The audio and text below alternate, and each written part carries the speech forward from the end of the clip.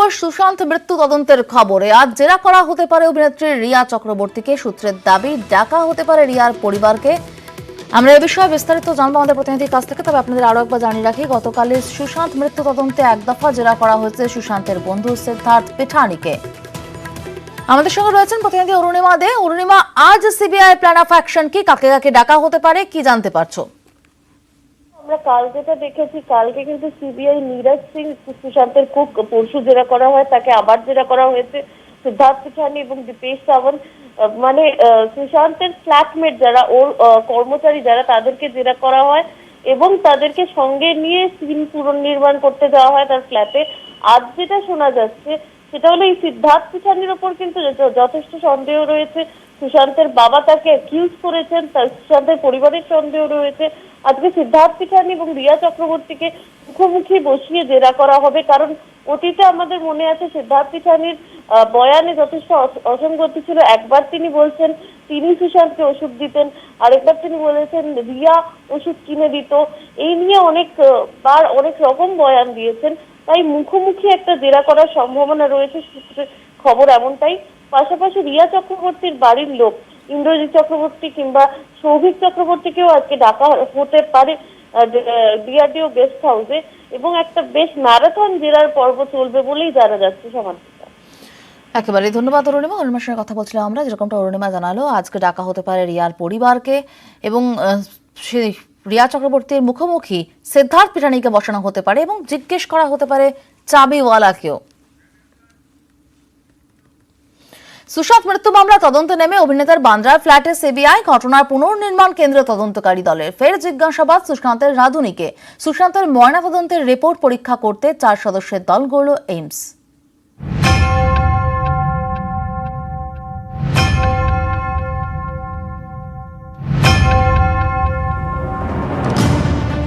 বান্দ্রার আভিজাত মবলা apartment, এই আবাসনেরই 6 তলার ডুপ্লেতে থাকতেন অভিনেতা সুশান্ত সিং রাজপুত। 14 জুন এই ফ্ল্যাট থেকে উদ্ধার করা হয় অভিনেতার নিথর দেহ। তদন্তে নেমে শনিবার সুশান্তের বান্দ্রার সেই ফ্ল্যাটে যায় সিবিআই। এদিন দুপুর 2:30 নাগাদ অভিনেতার ফ্ল্যাটে যান তদন্তকারীরা, সঙ্গে ছিলেন ফরেনসিক বিশেষজ্ঞরাও। পুনর্নির্মাণের সময় ডামি ব্যবহার করে সিবিআই।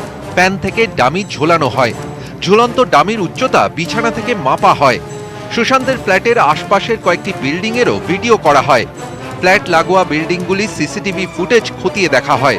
সিবিআইয়ের সঙ্গেই ফ্ল্যাটে যান সুশান্তের বন্ধু সিদ্ধার্থ পিঠানি। সুশান্তের রাঁধুনি নীরজকেও ফ্ল্যাটে নিয়ে যান তদন্তকারীরা। শনিবার নীরজকে ফের জিজ্ঞাসাবাদ করে সিবিআই।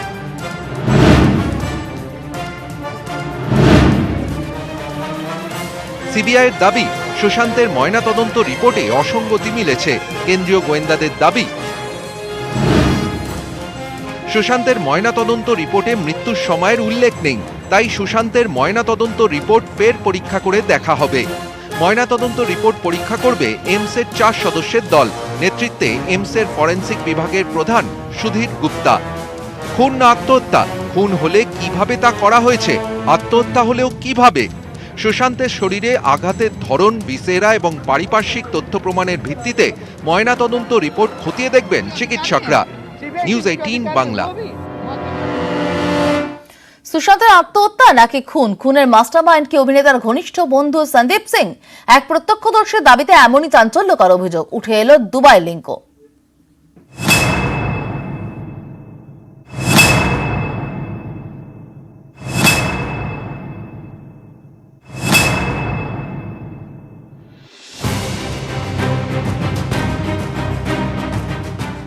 আত্মহত্যা নাকি খুন?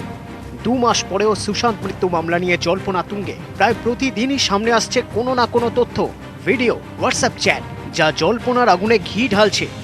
এরই মধ্যে শনিবার চাঞ্চল্যকর দাবি করলেন কর্ণী সেনার নেতা ও ঘটনার এক প্রত্যক্ষদর্শী সুরজিৎ সিং রাঠোর। কাঠগড়ায় দাঁড় করালেন সুশান্তের দীর্ঘদিনের বন্ধু ও প্রযোজক সন্দীপ সিংকে। 15 জুন কুপার হাসপাতালের মর্গে সুশান্তের দেহ দেখতে যান বান্ধবী রিয়া চক্রবর্তী ও সন্দীপ। সে সময় তিনিও ঘটনাস্থলে ছিলেন বলে দাবি সুরজিৎ সিং রাঠোরের। হাসপাতালের মর্গে কি দেখেন তিনি? संदीप सिंह अंदर आता है, आने के बाद वो पूरी प्रक्रिया चलती है, डॉक्यूमेंट कार्य की, बॉडी को लेके जाना था।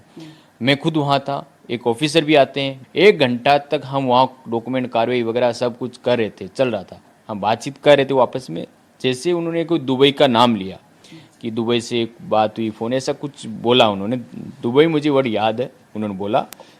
जैसे ही मैंने ऐसे घुमाया अपना पेस, तो संदीप सिंह को शक हो गया कि इनको ये करनी सेना से हैं और इनको कुछ पता चल गया होगा। तो उन्होंने इशारा किया ऑफिसर की तरफ, बोला इनको आउट किया जाए। ऑफिसर ने मुझे तुरंत एक्शन लिया, उन्होंने बोला आप प्लीज़ यहाँ से चले जाइए।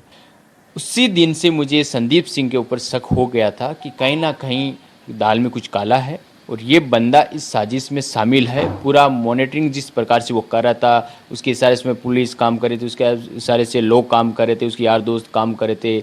ये बंदा एक बोल रहा कि सीबीआई जांच नहीं होनी चाहिए, क्यों? मेरे जाने के बाद में आधा पौन घंटे बाद में वहाँ पे सूरज सिंह जी आते हैं, जिन्होंने धोनी फिल्म में एपी थे, वो वहाँ पे आते हैं और हमारी मुलाकात होती है। तो वो मुझसे बात करते हैं कि सुरजीत सिंह जी, रेहा यहाँ पे आना चाहती है। तो मैंने उनसे पूछा कौन है रेहा? तो उन्होंने मुझे कहा कि ये रेहा जो सुशांत की गर्लफ्रेंड थी, वो आना चाहती है, एक बार वो अंतिम दर्शन करना चाहती है। तो मैंने कहा ठीक है, अगर गर्लफ्रेंड है तो आना चाह रही तो उसको आने दीजिए, इसमें क्या है। तो जैसे गया और सामने सब रखा गया, तो वो चेयर में रखा गया था, मैं जाके उसको हटाया, चेहरे से पर्दा, वाइट जो पर्दा था मैंने हटाया। हटा के मैंने देखा तो मेरे खुद मैं भावुक हो गया था वहाँ देख के। मेरे जस्ट बाजू में रेहा चक्रवर्ती भी थी। तो हटाया तो रेहा ने यहाँ पे चेस्ट पे उसके हाथ रखा, बोला सॉरी बाबू। तो मैं रखा क्यों, मेरे पास में खड़ा था, मैंने सोचा, मैंने कहा सॉरी क्यों बोल लिया रेहा। টেলি সিরিয়ালে স্ট্রাগলিং এর সময় থেকেই ঘনিষ্ঠ বন্ধু সুশান্ত সন্দীপ। একসময় মুম্বাইয়ের লোখণ্ডওয়ালায় একসঙ্গে থাকতেন। পরিচালক হিসেবে সন্দীপের প্রথম ছবি বন্দে মাতারমের মুখ্য চরিত্রের জন্য শুটিংও করেছেন সুশান্ত। সুশান্তের মৃত্যুর জন্য তার ঘনিষ্ঠ বন্ধুই এবার কাঠগড়ায়। নিউজ 18 বাংলা। দিল্লিতে ধৃত আইএস জঙ্গির বাড়িতে তল্লাশি, উত্তরপ্রদেশের বলরামপুরের বাড়িতে তল্লাশি। বাড়ি থেকে উদ্ধার হয়েছে সুইসাইড ভেস্ট। ধৃতের ছেলে ও স্ত্রীর পাসপোর্ট বাজেয়াপ্ত করা হয়েছে। उत्तर हाई अलर्ट जारी। विस्तारित जानबो हमारे प्रतिनिधि शंकर आनंद के पास। शंकर जी, जानना चाहेंगे इस तलाशी के बारे में क्या पता चल रहा है? सुइसाइड वेस्ट मिला है, क्या बहुत बड़ी कोई परिकल्पना थी इन लोगों की? निश्चित तौर पर देखिए, जिस तरह से दिल्ली पुलिस की स्पेशल सेल इस मामले की तफ्तीश कर रही है, तफ्तीश के दौरान में कई चौंकाने वाली चीजें भी सामने आ रही हैं। और जिस तरह से अगर बात करें, अगर इस आतंकी की बात करें, तो ये इस आतंकी के जो तमाम कनेक्शंस हैं उसको खंगाला जा रहा है। कुछ लोगों को हिरासत में लिया गया था, लेकिन हिरासत में लेकर उन लोगों से पूछताछ की जा रही है। अभी तक इस मामले में गिरफ्तारी की कोई अभी और भी औपचारिकताएं, औपचारिक तौर पर पुष्टि नहीं की गई है, लेकिन इस मामले में कई लोगों से पूछताछ की जा रही है। कल भी आतंकी को यहाँ से गिरफ्तारी करने के बाद, कोर्ट में रिमांड लेने के बाद, यहाँ से यूपी के बलरामपुर सहित कई दूसरे लोकेशन पर लेकर स्पेशल सेल की टीम गई थी। हालांकि आज सुबह में वहां से बलरामपुर से वो उसको लेकर, अब्दुल यूसुफ को लेकर दिल्ली की ओर रवाना हो गई है स्पेशल सेल की टीम। लेकिन कहा जा सकता है कि इस मामले में आने वाले वक्त में कई और भी गिरफ्तारियां हो सकती हैं। और इसके जिस तरह से साजिश रहे हैं, साजिश को ध्यान में रखते हुए कई और बड़े खुलासे हो सकते हैं। सबसे बड़ी बात है कि जो आईडी इतना विस्फोटक जो है, इतना आईडी विस्फोटक दिल्ली में लाने की क्या मंशा रही है और किस तरह से यहाँ पे कोई बड़े वारदात को अंजाम देने की फिराक में थे, इन तमाम मामलों पर बकायदा दिल्ली से लेकर उत्तर प्रदेश तक के कनेक्शन को खंगाला जा रहा है। जी शुक्रिया।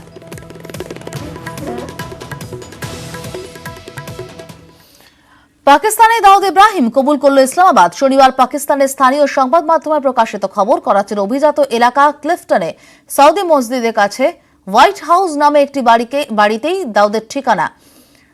পাক প্রশাসন সেই বাড়িটিকে চিহ্নিত করেছে। একই সঙ্গে জানানো হয়েছে করাচির ডিফেন্স হাউজিং অথরিটির 30 নম্বর রাস্তায় 37 নম্বর বাড়ি এবং নুরবাদে পাহাড়ি অঞ্চলের প্রাসাদোপম বাড়ির মালিক দাউদ। 1993 সালে মুম্বাই বিস্ফোরণের মূল চক্রী, ভারতে একাধিক জঙ্গি হামলা পেছনে মাথা হিসেবে অভিযুক্ত দাউদ, যে পড়শি মুলুকের বাণিজ্য নগরী করাচির বাসিন্দা, বহু বছর ধরে তার দাবি করে আসছে দিল্লি। দাউদের যে ঠিকানার কথা পাকিস্তান কবুল করেছে, সেই ঠিকানা অনেকদিন আগেই ইসলামাবাদের হাতে তুলে দিয়েছিল তারা। আইপিএল এ নজরদারি চিপ, কোভিড বিধি মানতে তৈরি হয়েছে বায়ো বাবল। ক্রিকেটারদের কাছে থাকবে এই চিপ। এ বিষয়ে বিস্তারিত কথা বলবো। আমাদের সঙ্গে রয়েছেন আমাদের স্পোর্টস রিপোর্টার ইরন রায় বর্মন, আমাদের সঙ্গে রয়েছেন বিশিষ্ট চিকিৎসক নিশীথ রঞ্জন চৌধুরী। আমরা প্রথমে ইরনের কাছে যাব। ইরন, প্রথমেই তোমার কাছে জানতে চাইবো, এই বায়ো বাবল এর সঙ্গে চিপ ব্যবহার করা হবে, ঠিক কিভাবে ব্যবহার করা হয় বিষয়টা?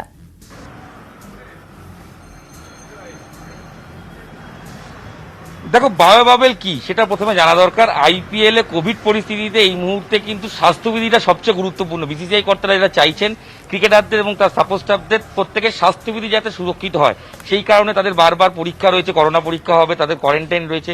বায়ো বাবেল পদ্ধতিটা অনেকটা যদি আমি খুব সহজ করে বোঝানোর চেষ্টা করি, এটা জৈব সুরক্ষা বলয়, যে বলয়টা মূলত ভাইরাস মুক্ত এরিয়া, যেখানে ক্রিকেটাররা বা যেখানে সাপোর্ট স্টাফরা বা যেখানে যারা থাকবেন প্রত্যেকেই কিন্তু করোনা মুক্ত হয়ে রয়েছেন এবং কারোর করোনা রিপোর্ট সবার নেগেটিভ।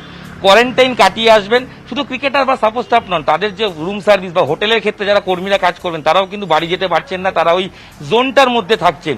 এবং যেহেতু আইপিএল একটা বড় একটা ফরম্যাট, সেই ফরম্যাটের কারণেই কিন্তু বায়ো বাবেলের মধ্যে একাধিক স্তর রয়েছে, ইনার জোন, আউটার জোন, মাঠের ভেতরে ক্রিকেটারদের জন্য একটা জোন থাকবে, যেখানে সাংবাদিকদের জন্য একটা আলাদা জোন, এরকম বিভিন্ন স্তরে কিন্তু ভাগ করা থাকবে। ইতিমধ্যেই কিন্তু এই পদ্ধতি আমরা দেখতে পেয়েছি ইংল্যান্ডে যে টেস্ট সিরিজ হচ্ছে, ইংল্যান্ড বনাম পাকিস্তান এই মুহূর্তে খেলা হচ্ছে, অন্যদিকে ইংল্যান্ড ওয়েস্ট ইন্ডিজ যে ম্যাচ হয়ে গেছে তাতেও কিন্তু এই বায়ো বাবেল ব্যবহৃত হয়েছে। করোনা পরবর্তী পরিস্থিতিতে এই সুরক্ষা বলয় কিন্তু তৈরি করা হচ্ছে এবং যে সংস্থাটি ইংল্যান্ডে করেছেন তারাই কিন্তু আইপিএল এর ক্ষেত্রে করছেন।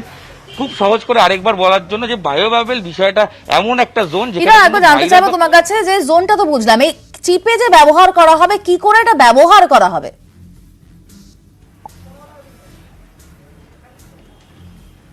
একদমই ক্রিকেটারদের গতিবিধি নিয়ন্ত্রণ বা কি হচ্ছে বা ক্রিকেটারদের মুভমেন্ট কি হচ্ছে সেটা জানার জন্য। এটা কেন জানতে হবে?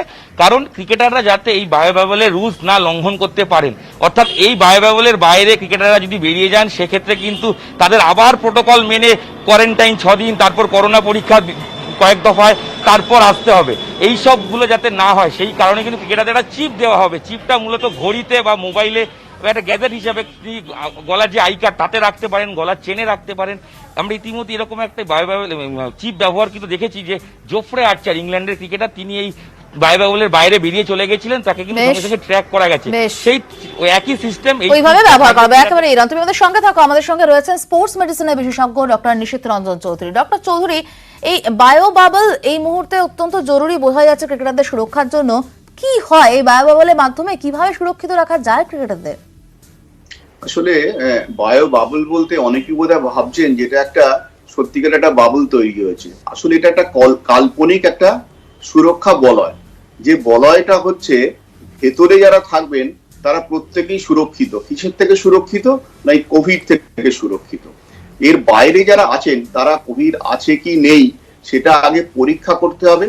পরীক্ষা করে যারা নেগেটিভ হবেন টেস্ট করে, তারাই এই বাবলের ভেতরে ঢুকতে পারবে।